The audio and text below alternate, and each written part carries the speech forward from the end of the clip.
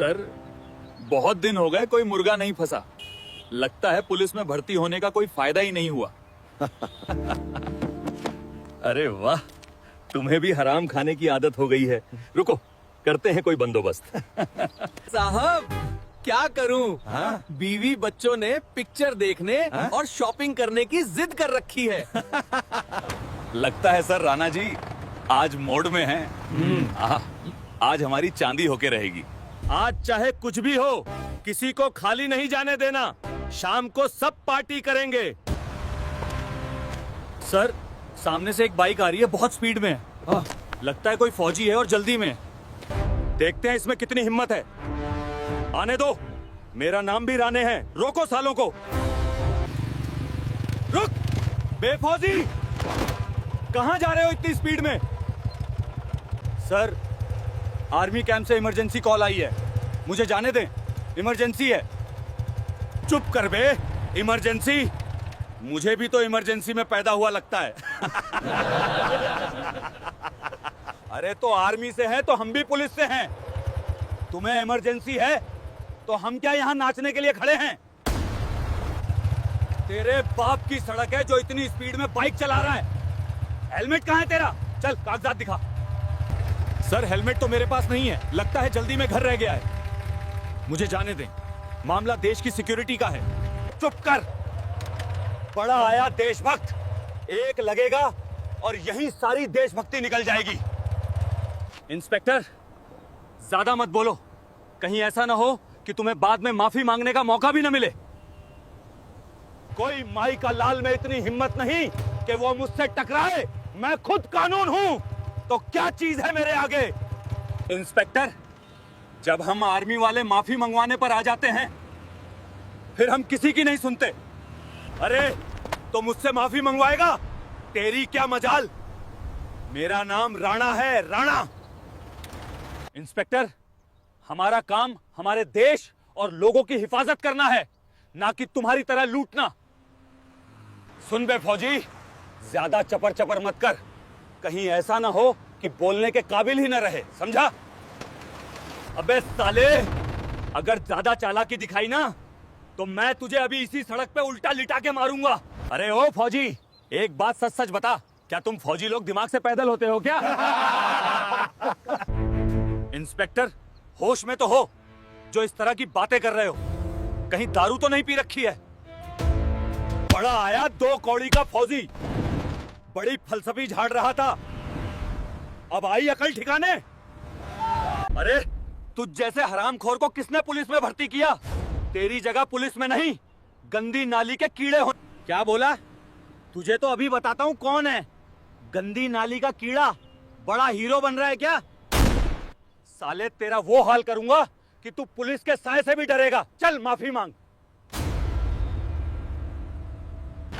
Inspector, ये तुम अच्छा नहीं कर रहे।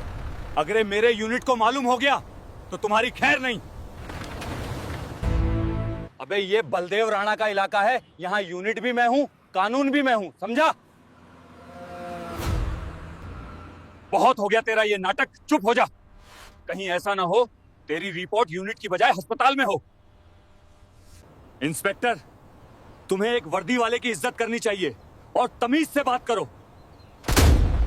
ए फौजी, आवाज नीची रख। अब तू मुझे सिखाएगा किस तरह से बात करनी है। सर, ये कैसी बातें कर रहे हो? आपको एक वर्दी वाले की इज्जत करनी चाहिए। बड़ा आया वर्दी वाला, बॉर्डर पे तो कुछ होता नहीं तुमसे, यहां तुम अपनी अकड़ दिखाते हो। बस इंस्पेक्टर, बहुत हो गया। अब अगर एक लफ्ज भी बोला तो तेरी खैर नहीं, याद रखना। अरे ऑन ड्यूटी इंस्पेक्टर को धमकी देता है और बंदूक दिखाता है, अब तेरे खिलाफ कार्रवाई होगी। सर, मैंने कोई धमकी नहीं दी और नहीं कोई बंदूक आप पे तानी है, झूठ मत बोलो। मेरे पैरों पे गिरकर माफी मांग ले, तेरा जुर्माना माफ कर दूंगा और तुझे छोड़ दूंगा।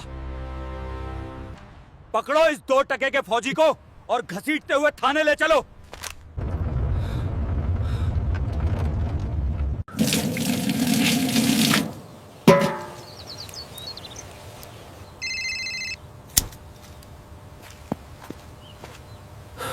जी सर, मैं अभी आया। मेरे देश के लिए मेरी जान भी हाजिर है। माँ, मुझे जाना होगा। मुझे आर्मी कैंप से कॉल आई है, अभी निकलना है। बेटा, तुम्हें आए हुए अभी 2 दिन हुए हैं और तुम जाने की बातें कर रहे हो। माँ, ऐसी बात नहीं। मेरे देश को मेरी जरूरत है और देश से बढ़कर मेरे लिए कुछ भी नहीं। मान, मैं अभी अपनी इंडियन आर्मी की वर्दी पहनकर आता हूँ। मुझे अनुमति दो।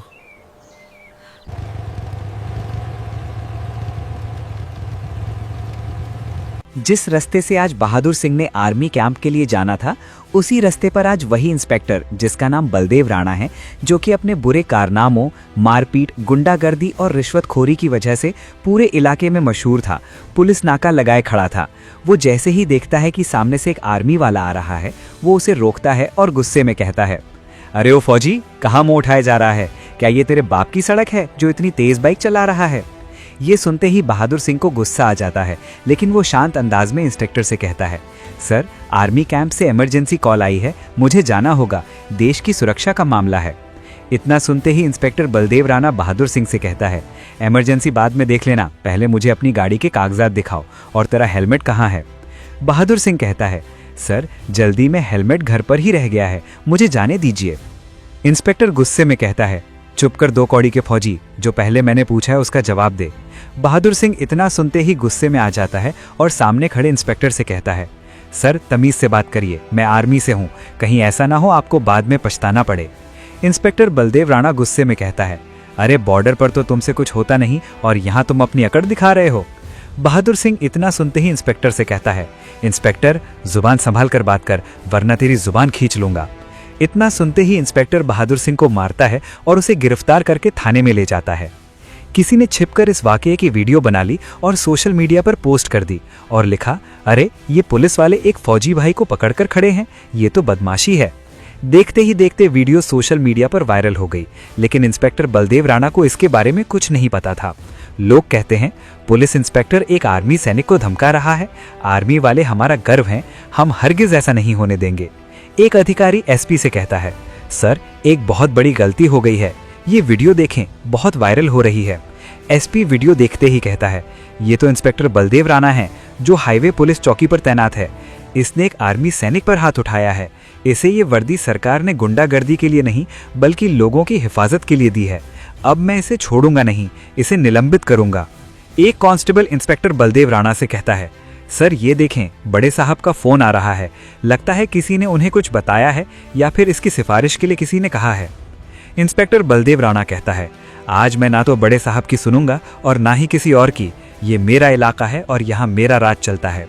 कांस्टेबल कहता है, अरे साहब, क्या कर रहे हो? बड़े साहब का फोन है, उठा लो, नहीं तो बहुत बड़ी मुसीबत हो जाएगी। इंस्पेक्टर सोचता है कि बड़े साहब को क्या पता चौकी पर क्या हो रहा है, बाद में बोल दूंगा कि नेटवर्क नहीं था। एसपी साहब कहते हैं, इसकी इतनी हिम्मत, सीनियर अफसर का फोन काट दिया और अब फोन नहीं उठा रहा। इंस्पेक्टर अर्जुन सर, वो मेरा भी फोन नहीं उठा रहा, लगता है वो नशे में है या उसे समझ नहीं आ रहा कि वो किससे पंगा ले रहा है। ये इसकी जिंदगी की सबसे बड़ी गलती होगी। अगर आर्मी अधिकारी को कुछ भी हुआ तो हम कभी खुद को माफ नहीं कर पाएंगे। एसपी इंस्पेक्टर अर्जुन से कहता है, ये कोई छोटा मसला नहीं, ये बहुत बड़ा मसला है और हमें किसी भी सूरत में अनहोनी को रोकना होगा। हमें खुद वहां पहुंचकर इंस्पेक्टर बलदेव राणा को रोकना होगा और इसको सजा देनी होगी।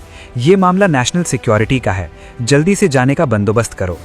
जल्द ही एसपी साहब अपनी टीम के साथ थाने में पहुंच जाते हैं। इंस्पेक्टर बलदेव घबराया हुआ कहता है, सर, आप यहाँ? चुप करो हरामखोर, तूने मेरा फोन क्यों नहीं उठाया? यही वो हमारे बहादुर सिपाही हैं जिसकी वजह से तू और मैं रात को चैन से सो पाते हैं। इंडियन आर्मी हमारा गर्व है। यही वो लोग हैं जिनकी वजह से हमारा देश महफूज है और ये लोग अपनी जान की परवाह किए बिना देश की सरहदों की हिफाजत करते हैं। और तू जैसे 2 कौड़ी के पुलिस अफसर इन पर झूठा केस बनाते हो, तुझे शर्म आनी चाहिए। इंस्पेक्टर बलदेव घबराते हुए कहता है, सर, एक तो ये बहुत तेज बाइक चला रहा था, मैंने जब इसे गाड़ी के कागजात दिखाने को कहा तो ये मुझे डराने लगा और इसने हम सब पर बंदूक भी तानी। चुप कर, मैंने वीडियो में सब कुछ देख लिया है। इसने बंदूक तब तानी जब तूने अपनी हद पार की। तू जैसे लोग पुलिस के लायक नहीं, तूने पुलिस का नाम बदनाम कर दिया है। जवान, मैं सीनियर अफसर होने के नाते आपसे माफी मांगता हूं। मुझे अफसोस है कि आपको इस सूरत हाल का सामना करना पड़ा। इंडियन आर्मी हमारे लिए काबिले एहतराम है। सब पुलिस वाले एक जैसे नहीं होते। इंस्पेक्टर अर्जुन, इन तीनों कांस्टेबल्स और इंस्पेक्टर बलदेव राणा का नौकरी से निकाले जाने का ऑर्डर जारी करवाओ। इनकी इस पुलिस डिपार्टमेंट में कोई जगह नहीं। सर, हमसे गलती हो गई, हमें माफ कर दो। हम आइंदा किसी के साथ ऐसा नहीं करेंगे। हमें नौकरी से मत निकालो। हम कहाँ जाएंगे? तुम जैसे लोग पुलिस की वर्दी के काबिल नहीं हो। तुम जैसे लोगों की वजह से पुलिस डिपार्टमेंट का नाम खराब होता है।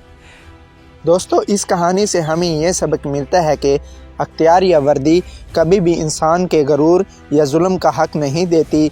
हर ओहदे का मकसद खिदमत और हिफाजत होना चाहिए, ना कि दूसरों को दबाना। पुलिस और फौजी दोनों ही कौम की खिदमत के लिए हैं। इनका बाहमी एहतराम ज़रूरी है। इंसानी इज़्ज़त व वक़ार सबसे बड़ी चीज़ है। वर्दी चाहे पुलिस की हो या फ़ौजी की, इसका एहतराम होना चाहिए। किसी की मजबूरी या फौरी ज़रूरत को समझना चाहिए। बग़ैर वजह के रोकना या ताना देना इंसानी इक़्तिदार के ख़िलाफ़ है। आज के दौर में इज्तिमाई निगरानी जैसा कि सोशल मीडिया ने ताकत के बेजा इस्तेमाल को महदूद किया है। गलत काम छुप नहीं सकता और अख्तियार में बैठे लोगों को जवाबदार ठहराया जा सकता है। यह कहानी मुकम्मल तौर पर फ़र्ज़ी है। इसका हकीकत से कोई ताल्लुक़ नहीं।